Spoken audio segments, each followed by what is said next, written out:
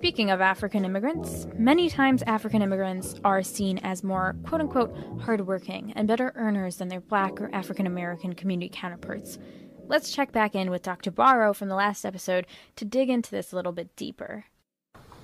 So yeah, the myth is there, but I think sometimes we have to look at situations individually to kind of see where people came from, what they went through, and how their story became a success story. But really, we can't put everybody in one basket and say that, these people are all successful or they'll usually make it. Because when I think about people who come from various African countries and who are able to make it here in the U.S., like usually there's this myth about Nigerians that they're all very successful. Or the other myth is that, usually they go into these careers like they're all doctors. Well, maybe among those Nigerians are some who, the main goal was to come here and get an education, but who ended up being taxi drivers. It's not like I'm trying to put, any kind of prejudice or minimizing the work of a taxi driver, but I'm just saying that sometimes people set for themselves a goal that they're not able to reach because of several reasons. So I guess we just have to rethink it. The same goes with people coming from Asia, different countries in Asia.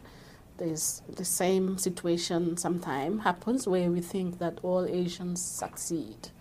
Well, maybe they do, but maybe some don't. Or maybe some have decided to get into some fields that they actually didn't want to.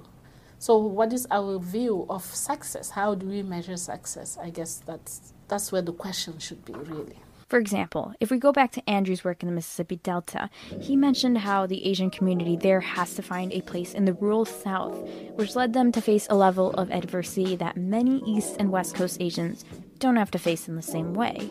Right. And it's like when you think about what success means, right? Like a lot of what people define success or see Asian Americans doing is, being doctors or lawyers or business folks.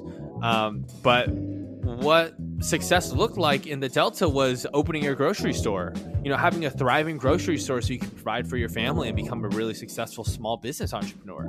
Like that is what success looked like. And that's how the legacies and the families were being able to pass on from generation to generation, so that in itself really dispels what almost success means. Dispelling success. Maybe that should be the tagline for this podcast. But this theme of what success means is linked in many different ways to the construct of socioeconomic status. And like Dr. Barro and Andrew touched on here, it varies significantly even within the model minority community.